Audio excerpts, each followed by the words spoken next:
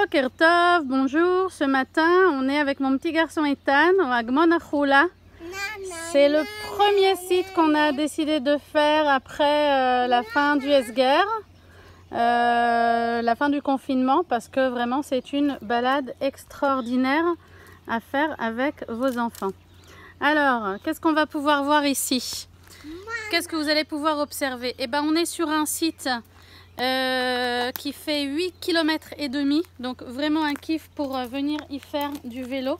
Là, on vient de cueillir également des mûres. Viens Ethan, on a cueilli des mûres. Le parcours en vélo est vraiment magnifique. C'est que du plat, donc même avec mon petit garçon qui a seulement 4 ans, il n'y a aucun souci. Et puis, il y a quelques petits coins comme ça de nature sur lesquels on peut faire des pauses. Donc comme vous avez vu, d'abord des tables de pique-nique, et puis plein de petits coins nature sur lesquels on peut faire des pauses, comme par exemple ici, ce jardin botanique. Ethan, tu viens? Bon, Ethan. Alors, qu'est-ce que c'est que le Hagmon Achoula? C'est tout à fait au nord d'Israël. On est pas très loin du mont Hermon. Le mont sur lequel il y a de la neige en hiver ici, et sur lequel on peut faire du ski.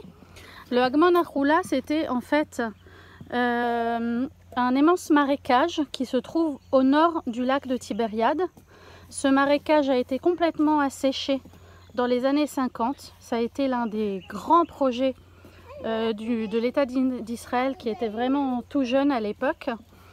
Et on a développé les terres où se trouvait ce marécage pour l'agriculture.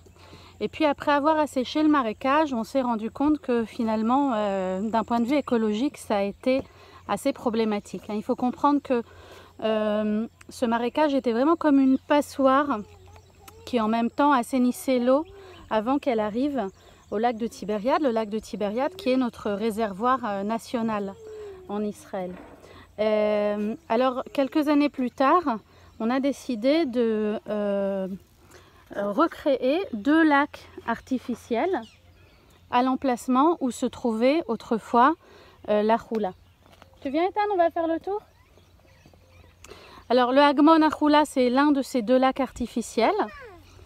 Et puis il y en a un deuxième, pas très loin d'ici, un deuxième petit lac artificiel. Il y a ici un nouveau centre de visiteurs qui est très bien fait avec des petits films qui sont en ce moment fermés. Bien entendu, on vient de sortir du confinement, donc c'est pas le moment d'entrer dans des salles de cinéma. On a ce parcours donc qui fait 8 km et demi en vélo. On peut louer les vélos sur place. Encore une fois, c'est un parcours qui est entièrement sur du plat. Pas de montée, pas de descente, donc vraiment tranquille, même pour les gens qui ont un petit peu de mal.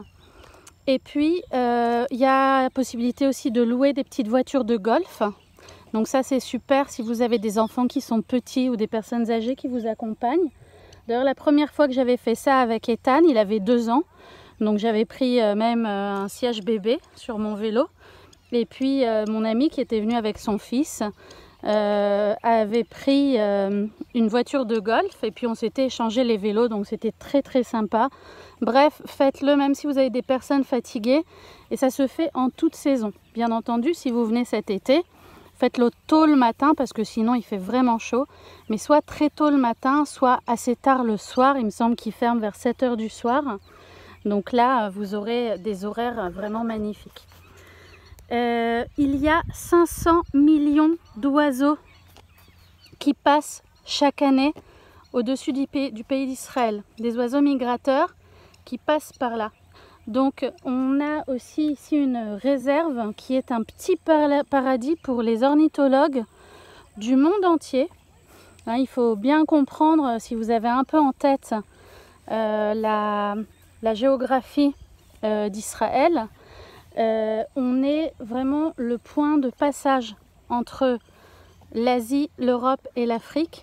Et donc tous les oiseaux migrateurs, qui soient d'Asie ou d'Europe, qui veulent passer par l'Afrique, l'un des passages favoris, c'est de passer justement par le pays d'Israël.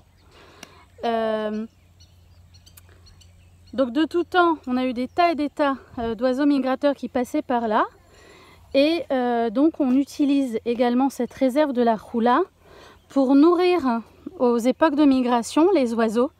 On s'est rendu compte qu'avant qu'on ne les nourrisse, il y en a qui avaient du mal à trouver de la nourriture, qui finissaient par passer l'hiver ici en Israël, ce qui nous arrangeait pas trop. On préférait qu'ils soient juste de passage.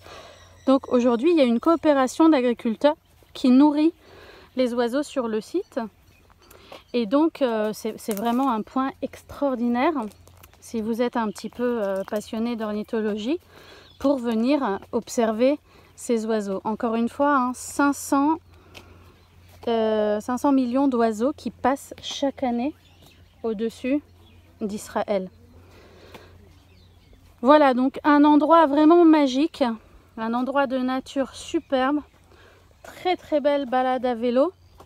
On n'est vraiment pas loin du mont Hermon, du plateau du Golan, donc vous pouvez lier ce site avec d'autres sites tout aussi sympathiques dans la région. Tiens Ethan, t'as pris un passage secret? Voilà, donc pour nous c'était le premier site de la fin du confinement.